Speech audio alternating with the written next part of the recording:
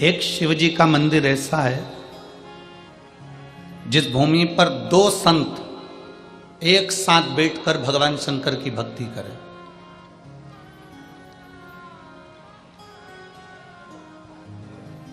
महाराष्ट्र की पवित्र भूमि पर एक शंकर का मंदिर ऐसा है जहां राष्ट्र के दो अनमोल हीरे, अनमोल संत, राष्ट्र के रतन, जिन्होंने शिव का दर्शन एक साथ किया, मंदिर है औंढा नागनाथ का मंदिर।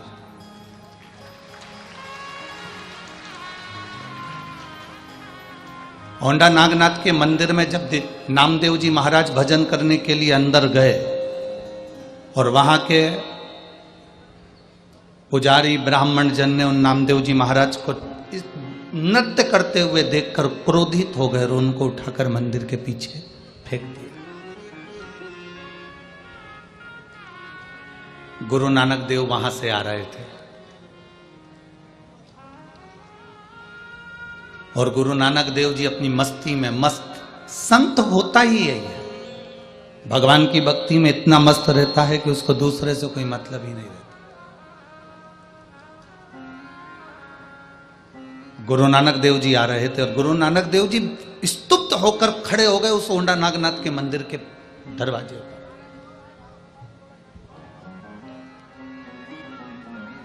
जब गुरु नानक देव जी ने देखा कि नामदेव जी महाराज और मंदिर के पीछे पड़े,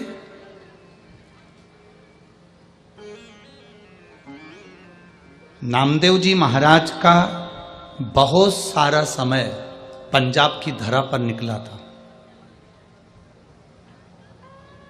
कई शास्त्रों में तो वर्णन मिलता है कि 18 वर्ष तक संत नामदेव जी महाराज पंजाब की धरा पर गुरु नानक देव जी महाराज के सानिध्य में रहे। हमारे शास्त्र वर्णन करते हैं।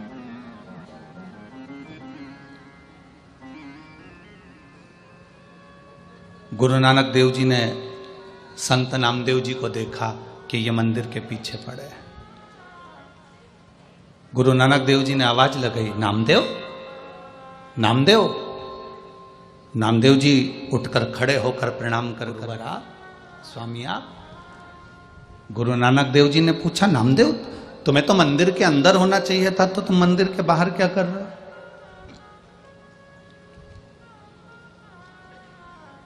ये मंदिर के बाहर तुम्हारा क्या काम है? नामदेव जी ने कहा कि मैं भगवान की भक्ति कर रहा था, भजन कर रहा था, कीर्तन कर रहा था, मंत्र जाप कर रहा था, स्मरण कर रहा था और मेरे सुध नहीं रही तो मैं नृत्य करने लगा, मुझे मंदिर के बाहर फेंक दिया गया। गुरु नानक देव जी ने कहा, नामदेव एक बार मैंने तुझे कहा था, दुनिया में ऐसी कोई जगह नहीं जहां पर ईश्वर नहीं, परमात्मा नहीं। हर एक में रब समाया, हर एक में रब का वासा है। नामदेव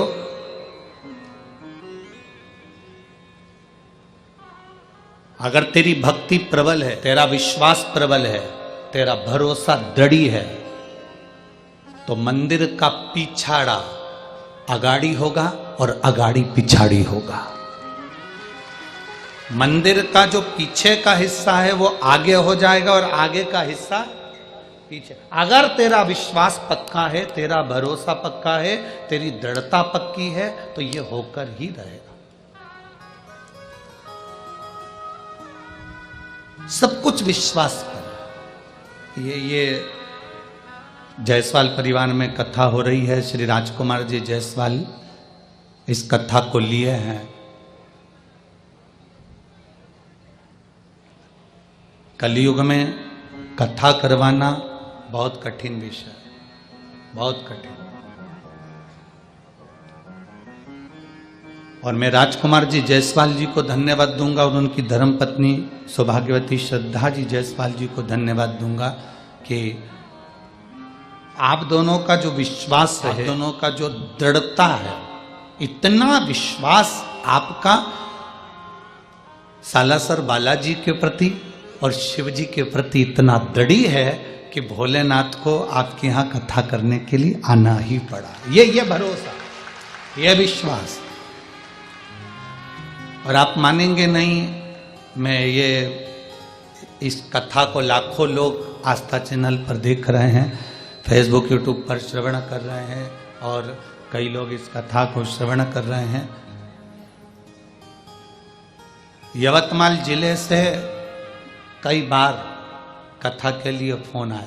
हमने एक ही बात उन लोगों को कही कि भाई ये कथा तो बनी में चली गई है, और वो भी यवतमाल जिले के अंतर्गत, वो भी यवतमाल जिले के अंतर्गत ही आती है। तो कथा तो कहीं पर, कथा तो जिले के अंदर ही हो रही है, उस कथा का लाभ आप सब लो।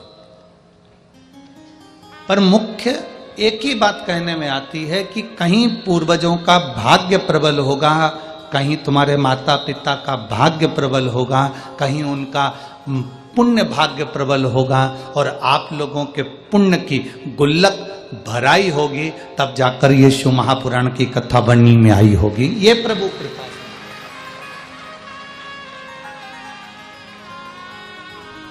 और लाखों की संख्या में पधारे आप सभी भक्तों को भी एक ही बात कहूंगा कि आपके घर में भी ढेरों लोग रहते हैं, ढेरों घर के अंदर लोग निवास करते हैं, पर यदि आप परमात्मा की कथा तक पहुंचे हो, भगवान के भजन तक पहुंचे हो, भगवान की अविरल भक्ति तक पहुंचे हो, तो ये मानकर चलना कि कहीं प्रभु की कृपा हुई होगी, उसकी उदारता हुई होगी, उसकी करुणा हुई होगी, उसकी दया हुई होगी, तो आप इस कथा तक पहुंचे हो।